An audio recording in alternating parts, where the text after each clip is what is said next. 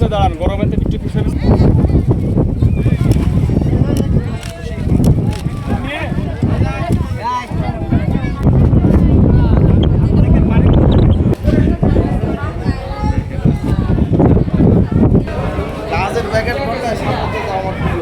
যে আমাদের এখানে যে কোচঘাট আছে, কোচঘাট এখানে যদি ঝড় কোনো বন্যা টন্যা হয়, কোচঘাট আমাদের আটছড়া দেয়, কিন্তু তারা আমাদের খুব দেখে। কিন্তু সকালে তারা হলো আমাদের খিচুড়ি হচ্ছে রান্না করে দেয়। যদি অন্য সংস্থা যদি কোনো কিছু না দেয়, ঔষধপত্র, তেমনি খিচুড়ি রান্না করে।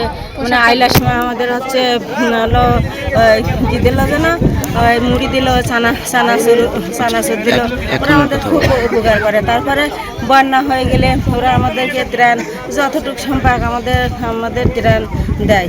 কারণে আমাদের ক্ষতি লোকসান হয়েছে, ঘরবাড়ি ভেঙে চলে গেছে, বা নদী পানিতে আমরা খুব কষ্টগ্রস্ত মধ্যে রয়েছি। তা এই কোচঘাট আমাদের এখানে থাকাতে আমরা কম বেশি সাহায্য পাই বা উপকার পাই, তাতে করে আমরা খুব সুস্থভাবে থাকতে পারি। আর এটা আমাদের খুব ভালো লাগে। যাদের ঘর ভেঙে গেছে তাদের টিন দিচ্ছে, চাউল ডাউল এইগুলো দিচ্ছে, আমাদের এই যে প্যান্ট শার্ট দিচ্ছে, এইগুলো আমাদের খুবই ভালো লাগছে। 40% বেশি গ্লো, বিশ্বের 1 নম্বর গ্লো ক্রিম, নতুন গ্লো এন্ড লাভলি। আমাদের ত্রাণের মধ্যে আমরা শুকনা খাবার, চাল, ডাল, এই ধরনের খাবার দ্রব্য সহকারে আমরা এর সাথে বাচ্চাদের জন্য দুধ, গরিব যারা বৃদ্ধ যারা আছেন তাদের জন্য আমরা শাড়ি, লুঙ্গি, এই ধরনের জিনিসপত্র প্রোভাইড করেছি। এছাড়াও যাদের ঘরবাড়ি খুবই বাজেভাবে ধ্বংসপ্রাপ্ত হয়েছে ঝড়ের কারণে, তাদেরকে আমরা ঢেউটিন সরবরাহ করব, যেন তারা তাদের বসতবাড়ি আবার পুনরায় নির্মাণ করতে পারে। স্বাস্থ্যসেবার জন্য আমরা স্বাস্থ্যসেবার জন্য আপনারা দেখেছেন আমাদের স্বাস্থ্যসেবার জন্য এই উপকূলীয় অঞ্চলে আপনারা জানেন লবণাক্ততার পরিমাণ অত্যধিক বেশি, আর বাঁধ ভেঙে যাওয়ার কারণে প্রচুর পরিমাণে লবণাক্ত পানি ভেতরে প্রবেশ করেছে।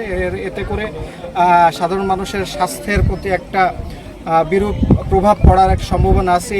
এইটা আমরা কোস্টগার্ড এটাকে আমরা আমলে এনে আমরা আমাদের চিকিৎসা সহায়তা সেবা চালু করেছি, যেখানে আমরা দেখতে পাচ্ছেন প্রচুর পরিমাণে জনগণ এখানে এসে আমাদের বিনামূল্যে চিকিৎসা ও ওষুধ সেবা গ্রহণ করছে। এটা আমাদের চলমান প্রসেস। আমাদের এটা ঘূর্ণিঝড় পূর্ববর্তী সময়ে আমাদের বিভিন্ন সময়টা হয়ে থাকে, এবং এটা ঘূর্ণিঝড়ের জন্য আমরা বিশেষ আমাদের যে কর্মসূচি হাতে নিয়েছি সেটার আওতায় এটা চলমান আছে, এবং ভবিষ্যতে অ্যাজ এ রুটিন ওয়ার্ক এটা আমাদের চলমান থাকবে।